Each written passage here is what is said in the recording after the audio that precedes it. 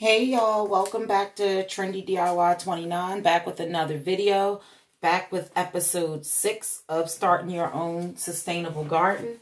As you know, last episode we planted all of these. We did them the first method, which is we did them in the peat pellets, and then we also did our second method, which is the method that I'm trying for the first time, which is doing them in the Ziploc bag. So we're going to do both, and we're going to figure out which one grow the best and see what we can learn this summer. So for the ones in the bag, this is what you can or you don't have to do. You can or you don't have to. But I was told that what you can do is you could use a heating pad, which will help speed this up as well. You can use a heating pad underneath of this as well, but you have to be very, very careful and make sure that the heating pad does not make these any hotter than 70 degrees. Anything hotter than about like 70, 73 or something, you might overheat your plants and then they won't germinate. So be very careful. If you are scared that you might kill them and you can't monitor the heat as much, then I would say don't use the heating pad and just make sure that your house is at about 70 degrees. And you put this somewhere that it can get a little, it don't need a lot of sunlight, but a little bit of sunlight. Or get some grow lights, which I plan on doing tomorrow, and it will speed up the process. So for these babies, what I'm going to do is, I'm going to show you guys. Because they have they actually have heating pads that are made for plants, but I was not going to go out and buy one when I have good old-fashioned heating pad right here at my house. And this tends to get really hot. Like this one gets super hot. This CVS Health brand. If y'all want a hot heating pad, get this one. Like it's really, really hot to the point that I have to like put a towel or something underneath of it. And speaking of putting a towel, that's what you're going to do to help make sure that your plants don't get that hot. So what I have here, like you said, is the heating, like you see is the heating pad. And then I just have like 3 hand towels from my kitchen. 3 clean ones. You could probably use regular big towels, but you don't want to take too much of the heat away. So I start off with 3, and what I'm going to do is I'm going to take this heating pad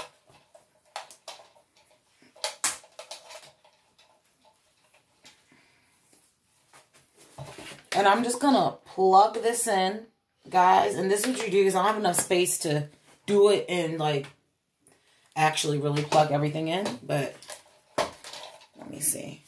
Take this up. And this is what you would do. Give you guys a quick example. This is what you do.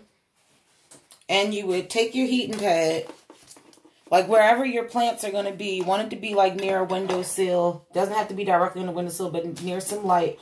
Or if you have grow lights, you don't have to worry about that. So what you're going to do is take your heating pad. And let's pretend like my window was right here. Or this is like my table and I have like a window somewhere near that'll get a little bit of light. Then you'll put this on the table. You'll take your towel because you don't want it, you know, once you cut this on. If you can, get a heating pad that you can actually do the temperature. Mine right here, I believe that it only goes like low, medium, high. So you'd have to figure that out. If you have like a thermometer or something, you can.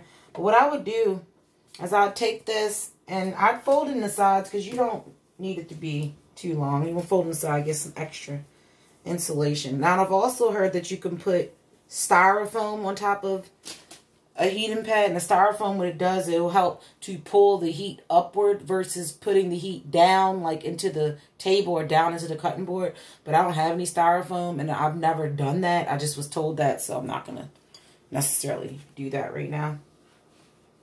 And you just want to tuck this and make sure that it has a good cushion on it. And you're going to do is, what you're going to do is you're going to turn it on for one. And when you turn it on, you want to make sure and turn it on, leave it on for about a good 15 minutes. That'll show you how hot that motor will get. And you want to feel it. And if you have a thermometer, you could place the thermometer like on top of it. Or if you want to be safe that it's not too hot, you can even place the thermometer under, but you might get a bad reading. It may seem like it's really, really hot when it's actually not, because this actually helps to insulate it. And you want to get it down to about 70 degrees. And say if it's like 80 degrees, then what I would do is I'd just take another towel. And you want to just layer as many towels as you need in order so that the temperature of this does not get hot. Because remember, I'm not using a growing heating pad. I'm using a regular heating pad. So our heating pads, I believe, probably tend to get way hotter than a plant heating pads because you don't want their roots to overheat. And then I would do this.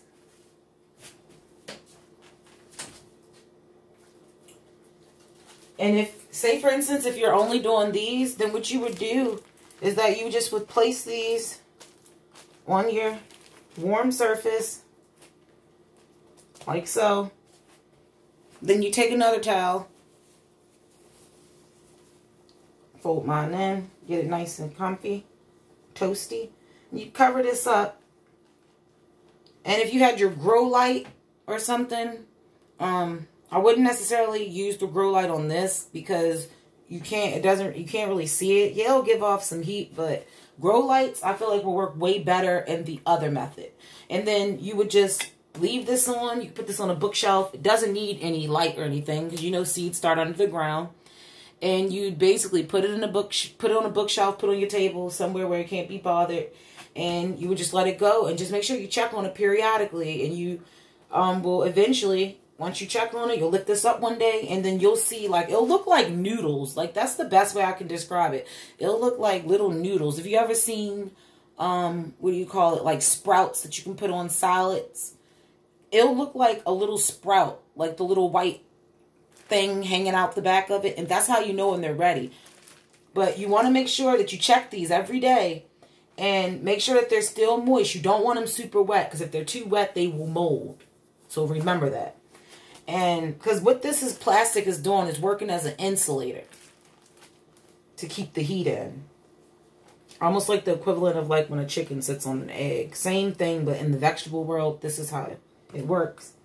And then you would just leave that there, and within sometimes 24 hours, I've heard that this stuff can sprout.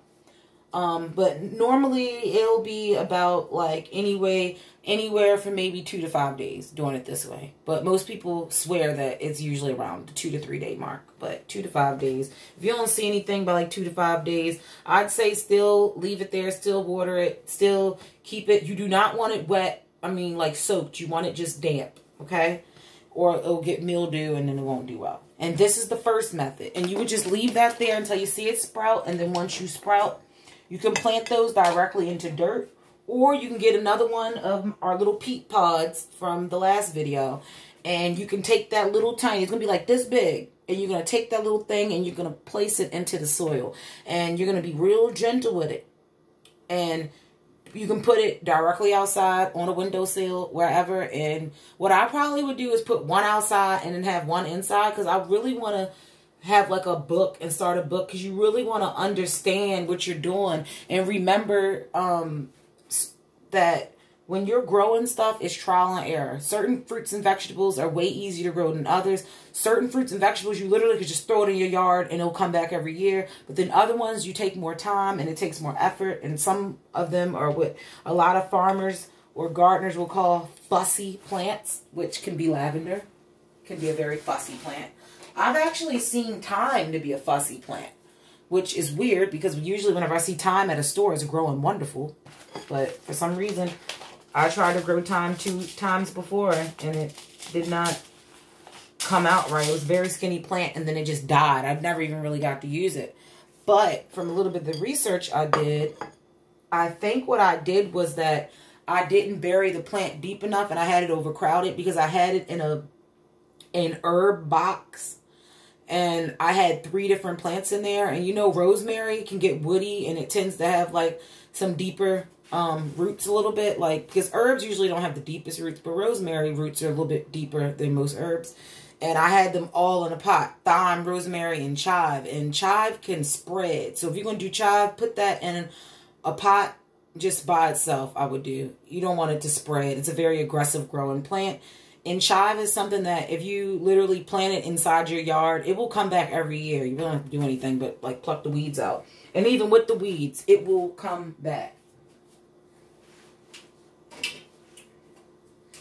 Okay, and for the method with,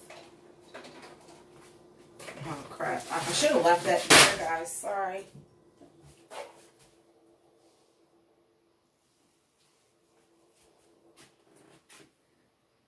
But for the next method, what I'm going to do is I'm going to show you guys that what you do.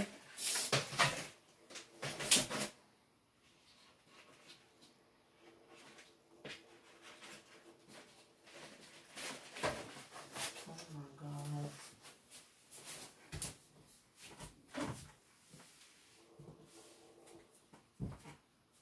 And guys, I just had a accident. Stuff happens, but what's really bad about what just happened is that my little peat pellet thing just fell, right? And it fell into the floor. And what happened that a lot of my little peat pellets got dislodged.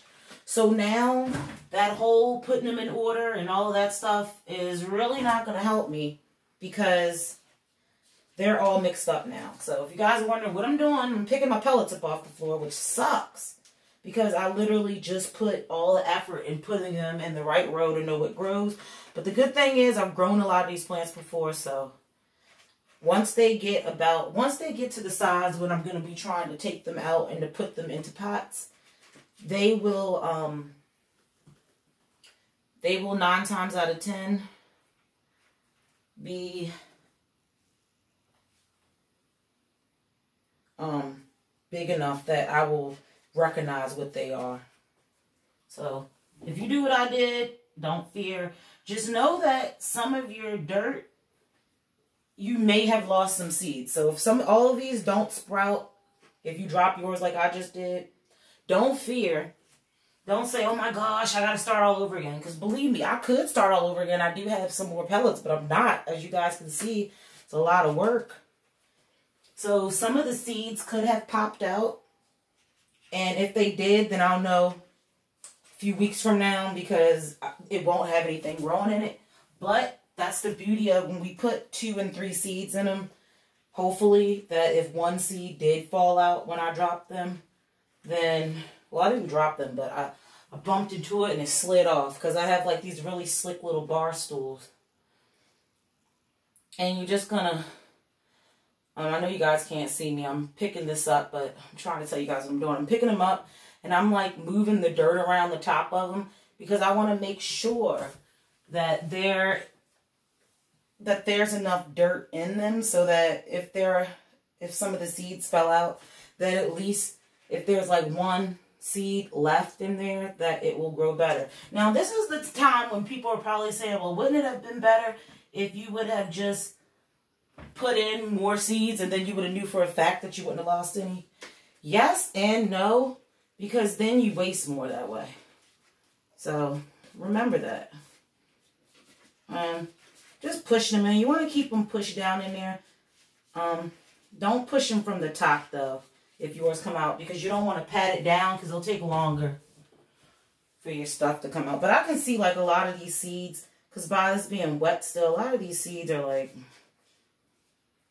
moist, so they're sticking to the sand, sticking to the soil, which is good because it will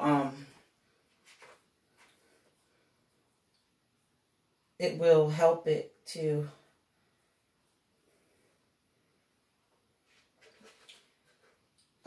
stay in there. So 9 times out of 10, as sticky as these things are, it will help me to probably get a plant out of at least one plant may survive. There should at least be one seed left in here. But the good thing is that you guys can see what tragedy can happen. So don't put your plants on nothing skinny like I did. I put it on a bar stool. Shouldn't have did that. But I was working on what the space that I had. Because I didn't want to go in my dining room because all my stuff is in my kitchen right now. Because I plan on moving some of this stuff outside tomorrow. Like I said, you can start them in the house. Right now I'm in zone 7, like I said. It's not, like, it's cold, but it's, like, really not that cold. So I might start putting them outside a little bit earlier once I get some little things to pop up, some little buds. But neither here nor there, guys. I got that up. Don't want to do it again. So let me sit it up here. Now you guys can see what I just did. I just destroyed them. You see they fell and I picked them up, put them back in here. Hopefully, out of the 2 seeds that I put in each one, that there will be some seeds. Now, the worst thing that could have happened right now is that my mint seeds could have got mixed up in the dirt and then be mint seeds all in here. And which will happen, like I told you, mint will take over. So if that's the case, the good thing is we're starting them early. So when you see the mint has kind of a very distinctive look. And if you're not sure, you could pull one leaf and smell it, and you'll know by the smell, because everybody knows peppermint. So, and if that's a peppermint, then what you're going to do is you're just going to pull all of the peppermints out, because you don't want to take over your garden. But I have them all back right here. And for this method, you're going to do exactly the same thing. Which I should have never moved this. And you're going to put this down. Remember, we have our heating pad underneath. Well, we have our heating pad underneath. Now, do not stack these. Only reason, let me take this off. I don't want you guys to think that you can do this. These should be separate, on 2 separate things, unless you're doing the smaller peat pot, pellets, then you might be able to fit like the smaller tray on this side, and then you can do those. But you want to keep them separate so that the heat can distribute evenly. And what I would do, or what you do, is you take this and you would sit this on this, get it nice and warm. I would say don't go above 70 degrees. I know all plants are different, but you got all these in here together. And right now, like I told you, mine fell. So, yeah. And then you have this cute little thing, which is really good. And you're going to place this over top. And there, lock that in place. Now, what I'm probably going to do is, you don't want to overwater them, but mine fell, and I've been doing this video for a while, so I want to make sure that it's moist. So that's what I'm going to do. I'm just going to give them a good spray.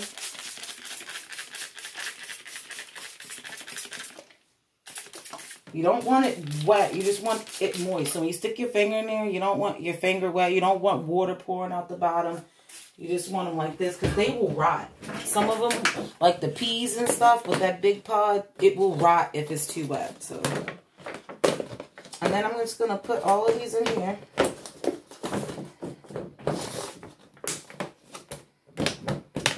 Oh, I can't push it down. Don't be as rough as I'm being right now. Like, I'm kind of, like, frustrated that I dropped it. It's just like I had everything perfect. And now I'm just going to have to play the waiting game. So, figure out what's in. And what happens is, you put it all in here. I'm guessing this is supposed to snap in place, but guys, I'm trying to snap this in place.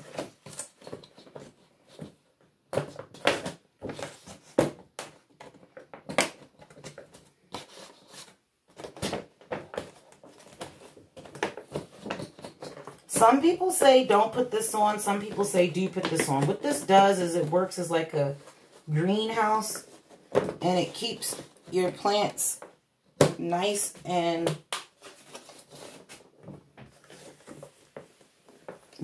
keeps them nice and warm.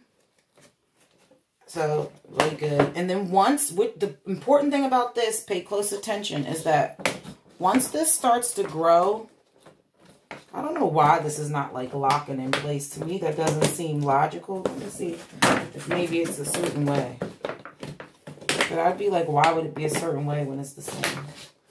This one locked in a little bit better, but it's like not a tight lock. So I'm guessing maybe it's not supposed to lock. But some people say use it, some people say don't. But if you're going to use it, when you're done with this, is very important that once you see the first ones to start to sprout, they're all not going to sprout at the same time. Remember, they have different germination times. But once you see these some of these, a few of these start to sprout, even if it's like 2 or 3 of them, what you're going to want to do is you're going to want to crack the lid because you want to get some oxygen. It needs air in there to feed that, that plant and for it to grow. That's very important. Now, once the majority of like all of these have, basically all of these have turned into like a little seedling plant, you're going to take it completely off, and then you'll put this like by the sun or however it's supposed to be. If you have your plants in order and you didn't drop yours like I did, then you would be able to arrange them in a certain way, or you could have did it ahead of time, but arrange them like I did, and then you will have them in an order of like how they're going to grow, and you'll be able to keep track of what plant is what and how each plant is doing. But I'm not going to be able to do that. I'm going to basically, it's going to be like Christmas, because 3 weeks from now, I don't know which pod is going to be what. I might have dropped a pepper seed, could have got mixed in with a tomato, so I might be growing a tomato and a pepper together. Who knows? But the good thing is you got to thin them out. So each plant eventually is going to be thinned out to one. So regardless of what seed went where, though each part will have would only have one plant in it anyway. But what I might do is take the other little seedlings, and instead of throw them in the trash or throw them in the compost, which I don't have, I would take the seedlings and I'll probably plant it in, where is it? I'll show you guys. You know, the little baby planters I showed you guys in the other video, the dollar store little gray ones, which I cannot find right now. But yeah. Oh, here goes one. I'll probably plant the little seedlings that I pull out and try to plant them in these, because I still have like, I think like 8 or 10 of these left. So I'm going to put them in there and see how they go. If they do well, that's great. If they die, it's okay, because I got all of the ones that I needed. And what I'm going to do, this is how I'm going to keep it for the rest of the night. I'm going to sit it here, and I'm going to actually turn on, let me see.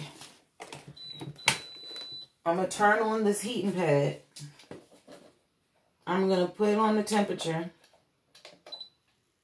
Oh, mine does have a temperature, which is really good because you want it to be low.